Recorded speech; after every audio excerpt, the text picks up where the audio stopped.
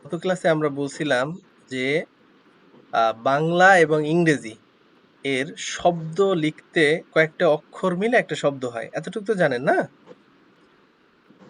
জি। হ্যাঁ, তো আরবিতেও এরকম শব্দ হয় কয়েকটা অক্ষর মিলে। এখন পার্থক্য হলো বাংলা আর ইংরেজির মধ্যে একটা শব্দ হতে গেলে যে অক্ষরগুলো একসাথে যুক্ত হয় ওগুলোর কোনো রূপ পরিবর্তন হয় না। যেরকম ভাবে আপনি ক খ পড়ছেন একটা বাংলা লেখার ভিতরেও ক খ ওইরকমই থাকে, কোনো চেহারার পরিবর্তন হয় না। হ্যাঁ, ওই যে যুক্ত বর্ণের ভিতরে পরিবর্তন হয় না, শয় ক, ময় ব, হ্যাঁ, ওই যে পরিবর্তন হয়, ওই পরিবর্তনটা আরবিতেও হয়। ঠিক আছে? তো সেই পরিবর্তন কোথায় কিভাবে হয় সেটা আমরা শিখবো।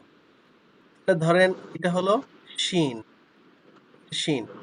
একটু কষ্ট হইলে আপনারা ওই পেজের ভিডিও দুইটা দেখে আসবেন, হ্যাঁ? আর যারা পেজে যাইতে পারতেছেন না আমাকে পার্সোনাল নক দিবেন, আমি পেজের লিংক, ভিডিও লিংক দিয়ে দেবো ইনশাল্লাহ। তাহলে এটা হলো শিন। শিন যদি শব্দের শুরুতে লেখা, শব্দের তিনটা অংশ হয়, এই যে শুরু, তারপরে এই শেষ এবং মাঝখান। ঠিক আছে, বুঝতে কষ্ট হয় আপনাদের? তাহলে একটা শব্দের তিনটা অংশ হয়, শুরু, শেষ আর মাঝখান। তো এই যে শিনটা, জি। এটা যদি শব্দের শুরুতে লেখা হইতো তাহলে কেমন দেখা যেত? এই যে উপরে দেখা যায়, এই যে শুরুর শিন, শব্দের শুরুতে যদি শিনটা লেখা হয় তাহলে এমন দেখা যাবে। কেমন? এই জি। যে উদাহরণ, প্রথম উদাহরণে দেখেন এই যে প্রথম শুরুর শিনটা লেখা হয়েছে, এই যে দেখেন শিন। ঠিক আছে, এবার মাঝখানে যদি শিনটা লেখা হয় তাহলে এমন দেখা যাবে। বললাম শব্দের তিনটা অংশ হয়, শুরু, মাঝখান আর শেষ।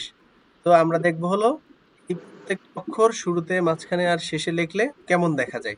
ঠিক আছে, তো এই যে জি। শিন, এটা শুরুতে লিখলে এমন দেখা যায়, মাঝখানে লিখলে এমন দেখা যায়, শেষে লিখলে এই যে এটার মতো দেখা যায়। ঠিক আছে, এই যে দেখেন লাস্টের উদাহরণটা, এই উদাহরণের লাস্টে ওই যে শিন লিখছে।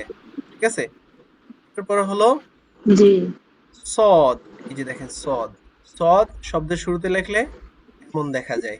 ঠিক আছে, এই যে উদাহরণে দেখেন, এই বাম পাশে তিনটা উদাহরণ, এই শুরুটার ভিতর দেখেন এই যে সদ, বায়ের আগের অংশ সদ, দেখতে পাচ্ছেন?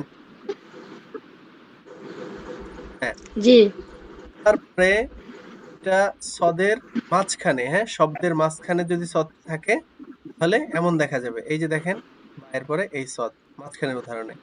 এরপরে এই শেষের অংশ মানে শব্দের শেষে যদি সদটা থাকে এমন দেখা যাবে, এই যে উদাহরণের ভিতরে দেখবেন শেষে থাকলে সদ এরকম। এরকম প্রত্যেকটা শব্দ অক্ষর আপনি নিবেন আর এখান থেকে দেখবেন, গ্রুপে আমি ফটো দিয়ে দিব। যে শুরু করবেন কিভাবে, এটা হলো দদ, তাহলে দদ শব্দের শুরুতে লিখলে কেমন দেখা যাবে, এই যে শুরুটার মতো, এই যে শুরু দদ শব্দের শুরুতে থাকলে দদ এমন দেখা যাবে। তাহলে একটু খুঁজি, এই যে এই উদাহরণের মধ্যে পাওয়া গেছে এই যে শুরুতে দদ, তারপর মাঝখানেরটা এই যে জি। দদ, মাঝখানের দদ, এই যে শেষে গিয়ে মাঝখানে গিয়ে খুঁজবেন, এই যে মাঝখানের দদ কেমন দেখা যায়, এখন দেখে দেখে মুখস্থ করে ফেলবেন। তারপর আবার শেষে দদ লিখলে কেমন দেখা যায়, এই যে কিভাবে দেখা যায়, দেখে দেখে মুখস্থ করে ফেলবেন। শেষে দদ, এই যে শেষে দদ, শেষে দদ লিখলে। আচ্ছা, এটা চর্চা করার নিয়মটা হবে কিরকম, আপনি একটা অক্ষর দেখবেন, তিনটা রূপ দেখবেন, যে আমি ত নিলাম, এটা হলো ত, এই শুরুর ত, এরপরে এটা হলো মাঝের ত, এটা হলো শেষের ত। তাহলে আমি কি বুঝলাম, শব্দের শুরুতে যদি ত লেখে তাহলে এমন হবে, মাঝখানে লিখলে এমন হবে, শেষে লিখলে এমন হবে। এরপর আপনি এই পুরা তটারে আপনি খুঁজবেন, পুরো উদাহরণগুলোর ভিতরে খুঁজবেন কোথায় কোথায় ত আছে।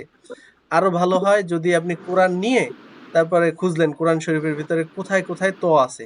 ঠিক আছে, দুই এক পৃষ্ঠা দেখলেন, আবার একটা ত দেখা হয়ে গেলে ঠিক আছে এই পৃষ্ঠা সব বের করে ফেলছি, এবার জ নিবেন, যে জ, আবার দেখি শুরুর জ, মাঝের জ, শেষের জ, শব্দের শুরুতে লেখলে এমন, মাঝে লেখলে এমন, শেষে লেখলে এমন। পরে উদাহরণ থেকেও দেখে নেবেন, তারপরে কোরআন খুলে খুঁজবেন, পারবেন না? জি। ইনশাল্লাহ। চেষ্টা করব। হ্যাঁ, চেষ্টা করতে হবে, না হতে পারবেন না। তারপরে আইন, এইটা একটু দেখার বিষয়। দেখেন আইনের এই যে মাঝখানে আমি দাগ দিলাম, এর উপরের অংশ দেখে চিনতে হবে। এই যে এটা হলো শুরুর আইন, এটা মাঝের আইন, এটা শেষের আইন। দেখেন আইনের সব জায়গায় ঠিক আছে, সমস্যা হলো মাঝের আইনটা নিয়ে। মাঝখানেরটা সমস্যা। মাঝখানে একটু দেখতে অন্যরকম। এইভাবেই মনে রাখতে হবে। মাঝখানের আইনটা সাইকেলের সিটের মতো দেখা যায়। কেমন? জি। এখান থেকে দেখে নিতে হবে যে মাঝের আইনটা এমন। এরপর একটু উদাহরণ দেখে নেবেন এখান থেকে। এরপর গয়িন। আচ্ছা, এবার এরকম সবগুলো এরকম ভাবে দেখবেন। আমি এবার শুধু কঠিনগুলো দেখাই দিই। কেমন? জি। হ্যাঁ, দেখেন। ত আর জ দেখতে একই রকম। পার্থক্য কোথায়? হুম? নকশা। নুক্তার নোক্তা পার্থক্য। তয়ের উপরে কোনো নুক্তা নেই, জয়ের উপরে একটা নুক্তা আছে। এবার আইন গয়িন। নকশা। আইন গয়িন দেখেন সব জায়গায় লেখা একই রকম। পার্থক্য নুক্তা। আইনের উপরে কোনো নুক্তা নেই, গয়িনের উপরে একটা নুক্তা আছে। হ্যাঁ। তারপরে ফা আর কফ দেখেন, ফা কফ এই যে দুটো হরফের শুধু এই মাথার অংশটুকু নেওয়া হয়েছে। এই যে ফায়ের যে দাগ দিলাম তার ডান পাশে কফের দাগ দিলাম ডান পাশে টুক নেওয়া হয়েছে। দেখতে সবগুলোই একরকম, শুধু পার্থক্য কি? নুক্তার। নোক্তা ভিন্ন হ্যাঁ, ফায়ে একটা নুক্তা, কফে দুটা নুক্তা। একটা দুটা নোক্তা। ঠিক আছে। এইভাবে সবগুলো আপনি দেখে নিবেন। আমি সিস্টেম দেখাই দিলাম। কেমন? আচ্ছা, এরপর হলো কাফ। দেখেন কাফটা হলো একটু ব্যতিক্রম। ওর চেহারা পরিবর্তন হয়ে যায়। যে শুরুতে কাফ লেখলে এমন হয়, এর বেঁকা এক লাঠির মতো। ঠিক আছে? মাঝখানে লেখলেও জি। ওরকমই, কিন্তু দুই দিকে লাগে। আর শেষে লেখলে এমন। উদাহরণে দেখবেন, এদিকে উদাহরণ দেখে নেবেন, এই ৩ টে উদাহরণ আছে। এরপরে লাম। হ্যাঁ, লামটা একটু আলোচনার বিষয়। দেখেন, লাম। লাম কোনটার সাথে মিলে বলতে পারেন? আলিফের সাথে মিলে। আপনারা আলিফটা আলিফের একটু সাথে। দেখে তারপর লামটা দেখবেন। এই দেখেন, তারপর আমি বলি। শুরুর আলিফটা হয় সোজা, শুধু একটা সোজা টান, কারোর সাথে মিলে না। ঠিক আছে? আর লাম হলো বাম দিকে জি। মেলে। দেখেন এই যে উদাহরণের ভিতরে দেখেন লাম বাম দিকের হরফের সাথে মিলছে, কিন্তু আলিফ কারোর সাথে মিলে না। মিলছে। শুরুর আলিফটা কি সোজা একা থাকে। এরপরে মাঝের আলিফ মাঝের লাম দেখেন দুই দিকে মিলছে। ঠিক আছে? মাঝের লাম দুই দিকে মিলছে, কিন্তু আলিফ হইলে এটা দুই দিকে মিলতো না। আলিফ হলে কেমন হতো জানেন? শুধু ডান দিকে মিলতো। এই যে এরকম হতো। দেখছেন আমার লেখাটা দেখা যায়? জি। হ্যাঁ। হ্যাঁ, লাম হইলো যে আলিফ হলে শুধু ডান দিকে মিলে সোজা লাঠি হইতো একটা। লাম এই কারণে দুই দিকে মিলছে। তাহলে মাঝখানের আলিফ হলো শুধু ডান দিকে মিলে, আর লাম হলো দুই দিকে মিলে। শেষের লাম দেখলে বোঝাই যায়। ঠিক আছে? শেষের লাম এরকম। শেষের আলিফটা আমি লিখে দেই। শেষের আলিফটা ওই মাঝের আলিফের মতোই এরকম। ঠিক আছে? ডান দিকে মিলে সোজা একটা লাঠি। ঠিক আছে? হুম। জি। তাহলে এইখানে একটা শর্টকাট কথা মনে রাখতে পারেন। সেটা হলো আলিফ কখনো বাম দিকে মিলে না। কি বললাম? আলিফ কখনো আলিফ কখনো বাম দিকে বাম মিলে না। দিকে মেলে না। আলিফ কখনো বাম দিকে মেলে না। আর লাম বাম দিকে মিলে। ঠিক আছে? এটা মনে রাখলেই আলিফ আর লাম নিয়ে কোনো ঝামেলা হবে না। এরপর হলো মিম। যে মিম দেখে নিবেন। শুরুর মিম, মাঝের মিম আর শেষের মিম। এখানে ঝামেলার হলো শুধু মাঝের মিমটা। দেখছেন? মাঝের মিম জি। চেহারাটা অন্যরকম। হ্যাঁ, এভাবেই মুখস্থ করে নিতে হবে। মাঝের মিম, এই মিমটা মূলত ছিল এরকম, মাঝখানে একটু জাগানো, আবার ওদিকে গিয়ে নিচে এই মিমের মাথাটা এরকম গোল করে দেওয়া ছিল। বুঝছেন? যে এখানে এই লিখতে জি। গিয়ে অন্যরকম লিখছে। তবে এই দুই ভাবেই আপনারা কোরআনে শরীফে পাবেন। ঠিক আছে? সেজন্য আমি দুইটাই লিখে দিলাম। মাঝের মিম আর শেষের মিম উদাহরণ দেখবেন, কোরআনে খুঁজবেন। তারপরে নুন। দেখেন এক দাঁতের উপরে এই যে নুন, নুন কেমন? এই যে শুরুর নুনটা এমন হয়, মাঝের নুন এমন হয়, শেষের নুন এমন হয়। শোনেন, এখানে একটু বোঝার বিষয়। সেইটা হলো এই নুন এক দাঁতের উপরে এক ফোঁটা থাকলে এটা নুন, কিন্তু এক দাঁতের উপরে যদি দুইটা ফোঁটা থাকে তাহলে ওটা তা। আপনারা তা যে সময় পড়বেন তখন দেখে নেবেন তায়ের উপর দুইটা ফোঁটা। ঠিক আছে? আবার জি। তিনটা ফোঁটা থাকলে ওইটা সা। ঠিক আছে? আর নিচে যদি এক জি। ফোঁটা থাকে তাহলে কি? দেখি কেউ পারে কিনা। বা, বা এর নিচে এক ফোঁটা থাকে না? নিচে এক ফোঁটা থাকলে বা, জি। নিচে দুই ফোঁটা থাকলে আবার ইয়া। ঠিক আছে? এই এক দাঁতের সাথে এতগুলো কাহিনী একটু শিখে নিতে হবে। কঠিন হবে?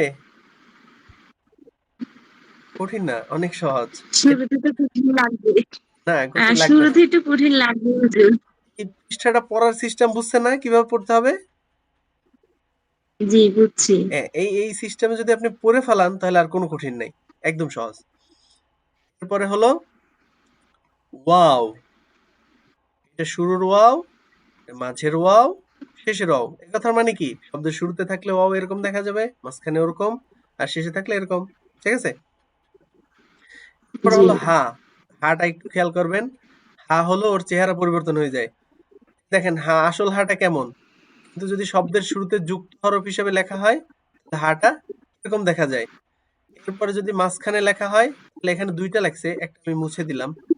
ঠিক আছে, একটা মুছে দিলাম। এই যে ডান পাশে যতটুকু দেখা যাইতেছে এটা হলো হা। জি। বুঝছেন? মাঝখানে হা ওইরকম। এই যে মাঝখানে উদাহরণটাতে দেখেন, এই যে হা। দেখছেন? হুম। হ্যাঁ, পাইছি। তারপরে হলো শেষের হা। এটা হলো শেষের হা। ওই যে লাস্টের উদাহরণটাতে দেখেন শেষের হা। একদম লাস্টে আছে। হ্যাঁ, ওই হা। এরকম থাকবে। এক অক্ষর নিবেন আর সব জায়গায় খুঁজবেন। তারপরে হলো হামজা। হ্যাঁ? হামজা দেখেন। হামজা জি, সবসময় যদি কারোর সাথে যুক্ত হয় তখন কোনো একটার মাথার উপরে থাকে, বুঝছেন? এই যে দেখেন, শুরুতে হামজা থাকলে আলিফের উপরে থাকবো, মাঝখানে থাকলে ওই একটা দাঁতের উপরে থাকবো, আর শেষে থাকলে ইয়া এবং আলিফের উপরে থাকবো।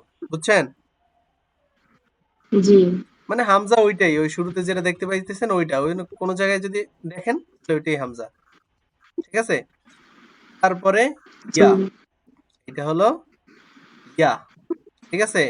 ইয়া, শুরুতে লিখলে ইয়া এমন দেখা যাবে, মাঝখানে লিখলে এমন দেখা যাবে, শেষে লিখলে এমন দেখা যাবে। এই উদাহরণের ভিতর দেখেন, এই যে শুরুর ইয়া, মাঝের ইয়া, শেষের ইয়া। ঠিক আছে?